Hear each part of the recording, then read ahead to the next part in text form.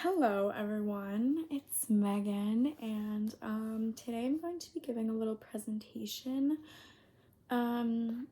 explanation of a lesson plan that is centered on learning-centered classrooms, or as you may have heard it be called before, student-centered learning. I will be using those terms interchangeably throughout this presentation, just because student-centered or learning-centered classrooms is what it was referred to in the text, but there's definitely a lot of overlap, and I think using them interchangeably definitely works in this case. So yeah.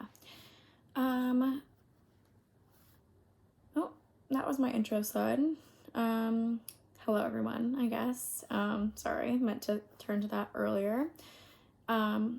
I guess before we move on, though, I will say I'm sorry about the visuals. I know this is pretty obvious as to what it says, but as we move on, it will definitely get a little bit smaller text. My goal was to have my head like on the screen, you know what I mean? And then you'd just be able to see what was on my screen, but my laptop is ancient. It's not working. I don't treat it as I should. And it took me like 10 minutes to get onto Google today, so, and get here. So I wasn't able to use that extension as I wanted, but I will be saying what's on the slides pretty much verbatim, so I don't think it will be too much of an issue, hopefully, but I did want to apologize. Okay, moving on. So first we have the agenda, and the reason I did the agenda was because I wanted to, as closely as possible, emulate what I would do if we were presenting these projects in person. So at some point during the day, and I'll explain when later, this agenda would be up on the board just without this top portion right here, and that says quick intro to learning centered classrooms / student-centered learning, and then following that, there would be an explanation of the in-class activity, and that would consist of the activator, mini lecture, individual work, group work / discussion, and the exit ticket. Moving on, we have the explanation of student-centered learning, or intro to student-centered learning, I mean. And so it says, what does it mean to have a learning-centered classroom? And in its most general definition, in the most general sense, classrooms, a student-centered classroom or a learning-centered classroom is where I'm all over the place, where teachers focus on student learning and are continuously working to understand theories about learning and what these mean for their teaching, for their own teaching. So yeah, basically what that means is that teachers will take the research that they've done either formally or informally, formally being like academic research, what they learn on professional development days, seminars that they've been to, books that they've read, and then informal could be past experiences, conversations with other teachers, stuff they've learned from collaborating, and really just any type of conversation, and taking what they've learned, those theories, and applying them and working with them in their own classroom. Some will always fit, some will work for some students but not the other, but the point is that what teachers teach is very much so catered towards what the students need and the expectations that the teachers have for those students. And down here we kind of get into those expectations. It just really dives into learning-centered classroom a little bit more specifically. So something important, and I kind of alluded to it already, but no student-centered classroom is the same, and that's because every student is very special, very unique, and therefore, because student-centered learning is catered towards the student, every student is different, you won't really ever have a class that is doing the same exact thing, or you speak to in the same exact way, because it really does depend on how the students operate, how they learn, how they respond to things, and it's your job as the teacher to really understand that and understand them and work with that, knowing what you know. And so next, a learning-centered classroom intends to teach students how to regulate their behavior and interact socially with others without instilling typical behaviors techniques. So jargon aside, what a student-centered classroom is meant to do, or a learning-centered classroom, you're supposed to teach the content, obviously, and that can have outside implications as well. If you're teaching a social studies class, how to be a good citizen. But even beyond that, even more implicitly, really in that hidden curriculum, student-centered teaching aims to teach students how to regulate their own behavior, like basically respond to different circumstances, respond to conflict, stuff like that, and communicate with one another in a way that's effectively in a way that's effective, in a way that's nice, in a way that's reasonable. So yeah, I would say, as I kind of already said, or did already say, there's this really key aspect of hidden curriculum in student-centered classrooms, and unlike in other classrooms or in the way that we've defined hidden curriculum before, it's really important to be intentional with that. Sometimes hidden curriculum can be more of an afterthought, or null curriculum can be more of an afterthought, but this is supposed to be very, very much so intentional. So what can you teach without explicitly saying, this is what I want you guys to know? And then the last point is kind of, we've already touched upon a little bit, but student and teacher and student relationships should emulate real life interactions and behaviors and relationships. So another aspect of student-centered learning is really taking that hierarchical relationship between teacher and student and breaking it down into something that's genuine and real. And doing the same for students. You're not just classmates, but you're people, and you speak to each other as such. Moving on to the lesson plan, we have the activator. I allotted 5 minutes for that. I think it should, if we are doing this in person in real time, I think that would be enough. And basically all the activator is I would ask you all, the participants, if you will, to describe your dream classroom. And this is not really like super, super serious. It's not meant to, prove necessarily your knowledge of learning-centered classrooms. It's not meant to test if you did the reading. It's really just to excite you, to get you thinking informally about, oh, how do I want my classroom to look? What do I want my students to learn? And basically just get you set up to be thinking in a way that a teacher who's curating a learning-centered classroom would. I don't know necessarily if they ask these questions explicitly, but it's that type of thought. Just putting thought into stuff like this is definitely what I gathered from the reading, something that student-centered teachers or learning-centered teachers kind of look into, or at least consider at the very beginning stages of curriculum planning and lesson planning. Moving on, we have, moving backwards. I would ask you guys to write this on like a notebook, maybe type it in your notes on your computer and Google Docs. It doesn't really matter. Whatever works for you. And yeah, now moving on for real. So next up is the mini lecture. I allotted 10 minutes for this. I don't know if mini lecture is necessarily the right terminology by any means. It's not really as much a lecture as it is like I would have the agenda up.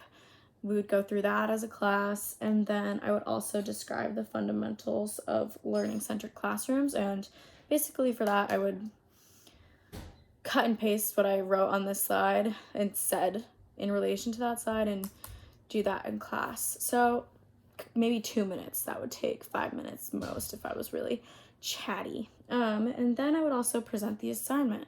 So hopefully there'd be time for questions regarding the assignment. I'm not going to go over it now because that's what we'll be doing for the rest of these 15 minutes. But yeah, I don't know if you can see, but I allotted some transition time as well, because students will be focusing their brains to be listening to me. I keep saying students, I mean you all, the participants, but yeah, you know what I mean. And you guys will be transitioning from listening to me and thinking about schedule to thinking about the task at hand. So yeah, there's just transition time, and I hope lost my train of thought. It doesn't really matter. We're moving on. So individual work, 10 minutes. Once again, yeah, I allotted 10 minutes for this. Participants will come up with an example for their assigned benchmark based on the table in the reading. So throughout the reading, and I'll mention this, or I would mention this in class, there are these benchmarks. They have an example of the different characteristics of those benchmarks, and then basically you would have to come up with an example of that characteristic of that benchmark on your own. So I would probably write all the benchmarks in on a piece of paper, put them in a hat. Participants would pick them, and then they would get working from there. And yeah, moving on. There's like, I think 2 more of these tables, maybe 3. If there are extras, I'll just write multiple of one benchmark or one characteristic. And if there's too many, depending on the amount of students there that day, I would leave one out and probably participate myself. Moving on, we have the group work, which I allotted 15 minutes for. There's also a little bit of transition time. I don't think I wrote it up here, but I'd say about, once again, another 2 minutes. So participants will share their example with the other members of their group. Groups will be decided according to what benchmark category they are part of. So as I said right here, they'd get in groups based off of that benchmark and then explain their own categories within it. And then they will answer the following questions. So once everyone's shared their example, talked about it a little bit, given some feedback, how is a learning-centered classroom different from a traditional classroom? And what are some of the difficulties that a learning-centered classroom may present to an instructor? They would write these in a shared Google Doc and share with me at the end of the class, and this would be some type of formative assessment, I guess. You know, no points go towards it, but it would show that they're collaborating as a group, had looked at the readings, and yeah, that's basically it. So one note, this lesson was designed so in a way that a student-centered classroom would be, or a learning-centered classroom. There's access to multiple resources. They can access their peers, they can access the internet, they can access their text, and that will hopefully maximize their learning and their ability to explore the content that I've given them. And also kind of to dive into that hidden curriculum, solve problems together. If any do come up, any questions that they may have, they can answer, and I can facilitate those answers. And also just communicating with one another, finding the answer to these questions, making the most of their time, being responsible for those tighter transitions, since it's only a 45-minute lesson. All that stuff goes into a learning-centered classroom. And so then we have the exit ticket, which 5 minutes was allotted for this. I don't necessarily know if it'd take a full 5 minutes, but there's that transition time from the group projects or group work to this. And the exit ticket is basically participants will be asked to answer the following 2 questions and then turn them in before leaving.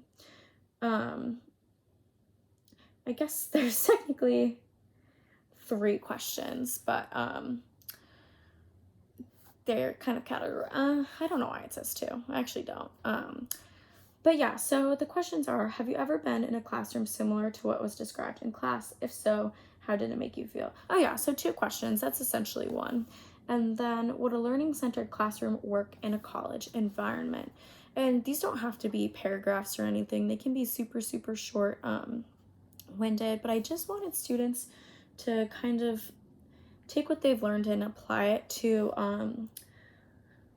something like something in their own experience. And since all you guys have been in college, since that's why we're together right now, I think it'd be interesting to think or to say, like, hey, would a learning centered class